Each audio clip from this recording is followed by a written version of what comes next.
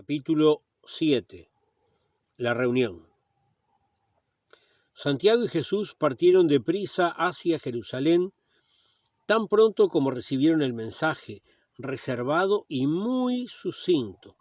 Jesús acababa de regresar de una visita que había hecho con Lázaro a la zona más solitaria de las tierras de Filipo y prácticamente había partido con las mismas ropas que hubo llegado.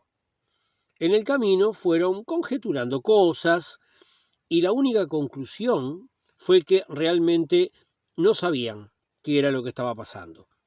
Suponían que alguna situación que pudiera tener que ver con la ciudad nueva y con el Sanedrín. Por el camino se cruzaron con un nuevo mensajero que les dijo que no fueran a Jerusalén, sino a Arimatea.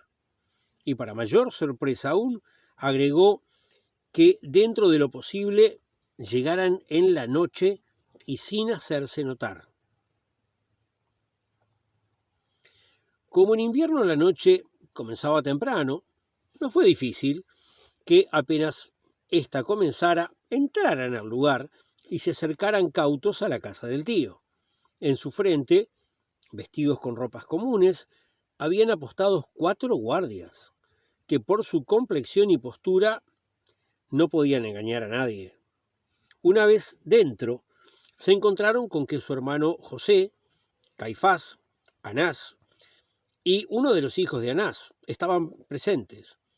Anás tenía el semblante contrariado, su hijo preocupado. Caifás parecía evaluar a cada uno de los presentes. El tío estaba cavilando ensimismado y José visiblemente muy aliviado al llegar sus 2 hermanos. Todos se sentaron a comer una cena servida al estilo griego, como siempre hacía el tío José. Anás inmediatamente tomó la palabra, como todos esperaban que sucediera.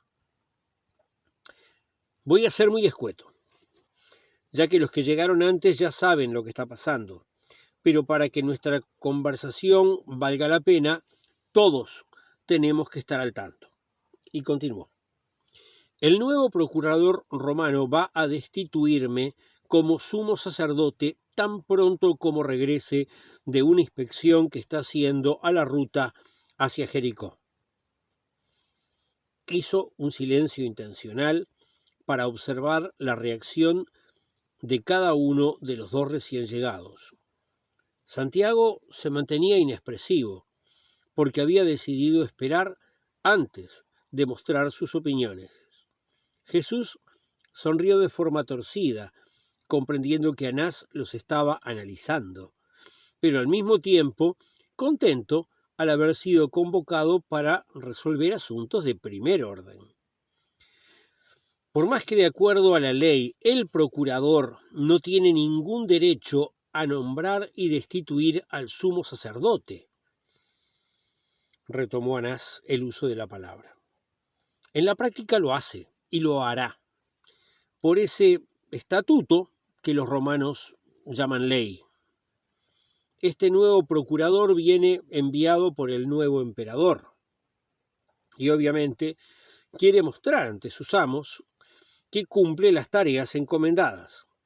Tal parece que una de esas tareas es acabar con las bandas que complican la ruta comercial con Jericó. Así que bueno, por alguna razón se reunió para conversar todo eso con Antipas y acordaron que el tetrarca le da información sobre los bandoleros y el nuevo procurador pone como sumo sacerdote a alguien partidario de los herodianos. No sé, tal vez un Asmodeo acomodaticio. Hasta ahí tenemos los hechos, que son, y no van a dejar de ser. Pero desde aquí en adelante tenemos que pensar en cuáles son las acciones que podemos nosotros ir realizando para que los hechos dejen de ser y no sean. Las acciones del procurador van a tener que ver principalmente con nosotros. Y con un gesto señaló a su hijo, a Caifás y a sí mismo. Siguió hablando y dijo: el joven José ha sido de un gran valor en todo este asunto. Es quien descubrió el plan y me lo ha transmitido antes de que ocurra. Por eso mismo no quiero que haga absolutamente nada, para que de ese modo, si es posible, permanezca en la corte de Herodes Antipas, quien no lo valora en lo que vale. Caifás tomó brevemente la palabra e indicó que además, ya que el tetrarca está convencido de que José es un hombre de Anás, va a intentar sacárselo de encima, y cuando lo haga, el nuevo sumo sacerdote va a desconfiar justamente eso e intentará que se quede con Herodes. En cualquier caso, va a quedar en algún lugar donde va a poder brindar muy buen servicio. Exactamente, retomó la palabra Anás. Y por más que yo ya no sea el sumo sacerdote, no pienso dejar la conducción política de Judea en manos de cualquiera. Mi intención es que el sumo advenedizo en breve tiempo ya no pueda sostenerse en ese lugar. Y entonces el procurador podrá elegir entre mi hijo y mi yerno para sucederlo. Caifás se esforzaba por no sonreír y le salió la misma sonrisa torcida que a Jesús. Y cuando sus miradas se cruzaron, casi estallaron en carcajadas, lo que por cierto solo notaron los dos José, el menor con asombro y el mayor con comprensión y algo de picardía. Mientras tanto, continuó Anás, lo que necesito es saber que no vamos a tener fisuras entre nosotros. José, nuestro anfitrión del día de hoy, ha mantenido durante mucho tiempo el equilibrio entre los saduceos y los fariseos, y espero que siga ejerciendo ese rol en el Sanedrín para evitar cualquier disputa. Pero además te pido a ti, Santiago, y lo miró con llaneza, que en virtud de la antigua amistad que unió a tu padre y a Simeón, hijo de Gilel, quien es el principal del Sanedrín, que vayas y que converses con él para asegurar el apoyo de los fariseos. Santiago asintió con la cabeza.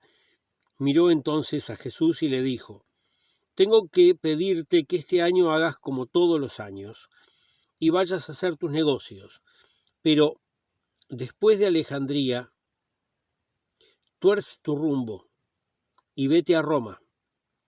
Utiliza todo el tiempo y todos los recursos que sean necesarios para asegurarte de que Herodes Antipas no va a transformarse en rey de toda Judea. Puedes pagar cualquier soborno, continuó. Puedes hacer cualquier gasto. Todo te lo repondrá el templo. No hay límite para lo que podemos hacer. Bueno, en realidad sí hay un límite, intervino el hijo de Anás. 400.000 talentos. Los tres hermanos de Nazaret abrieron los ojos tan grandes que era claro que nunca habían soñado con una cifra como esa.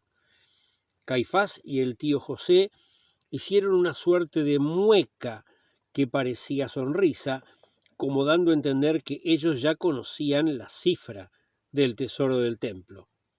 Y además, el tío José tomó, descuidadamente, un bocado de comida, como quien le resta importancia a estas cuestiones. Anás miró a su hijo con un dejo de reprobación por mencionar la cantidad. No hay problema, lo haré, dijo Jesús, pero para que mi cobertura sea realmente perfecta, tendré que llevar mis mercancías y deshacerme de ellas en algún momento. Todo será cubierto, no te preocupes, no tendrás ninguna pérdida por este asunto. Siguieron en conversaciones menores sobre detalles, dimes y diretes y algunos comentarios en torno a los viajes. Poco antes del alba, todos partieron para que la reunión no fuera evidente. El tío José, por supuesto, se quedó en su casa. Anás y su hijo fueron los primeros en irse y tomaron el rumbo de Jerusalén. Caifás había fingido irse hacia Jaffa, así que salió presuroso con ese rumbo para regresar a la capital desde la costa.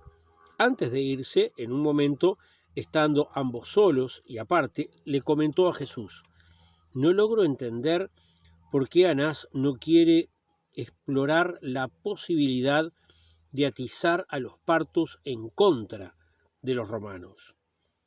Antes de los partos, los persas fueron para nosotros mucho mejores amos que los romanos son. Si los romanos y los partos están más atentos entre sí, eso podría hacer que tuvieran muchísimo menos interés en nuestros asuntos internos.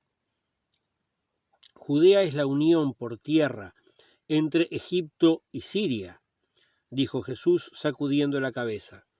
Dos provincias extraordinariamente ricas. Sin Judea, los partos no pueden acceder al mar y los recursos de una y otra provincia pueden llevarse rápidamente de un lado al otro para atender cualquier emergencia militar. Esta es una frontera estrecha, débil y desértica. No van a querer perderla. En ese juego de intrigas solo podemos tener una derrota, porque incluso si los partos tuvieran una breve victoria, los suministros de su ejército deben llegar por el desierto, y eso hará que esta tierra vuelva a manos romanas. Caifás caviló un instante y entendió la realidad de lo que Jesús decía. El día que viajes hacia Oriente tenemos que reunirnos a conversar de nuevo, dijo el levita, porque seguramente vas a saber más cosas que yo no estoy viendo. Santiago también partió para Jerusalén, pero bastante después. Lo importante era que no lo viesen con los sacerdotes en el camino. Ese viaje, sin embargo, no dio los resultados esperados y días después tuvo que volver. Jesús y José decidieron tomar un camino que llevaba hacia Magdala de los Peces, para desde allí regresar a Nazaret y Séforis sin que nadie sospechase nada. En el camino José le dijo a Jesús que se sentía muy contento de que le confiaran la importante tarea de conseguir en Roma el apoyo contra Herodes Antipas. No te equivoques, José, no es una dádiva generosa. Mis gestiones en Roma no van a pasar inadvertidas. Un día llegará a Antipas la noticia, y cuando eso ocurra, sabrá que si tenía esperanzas de ser rey en Judea, quien se lo ha estropeado es un miembro de la casa de David, y no un sumo sacerdote, que como tal es un levita. Anás nos está poniendo a nosotros en el foco de la ira de Herodes para él salirse de allí.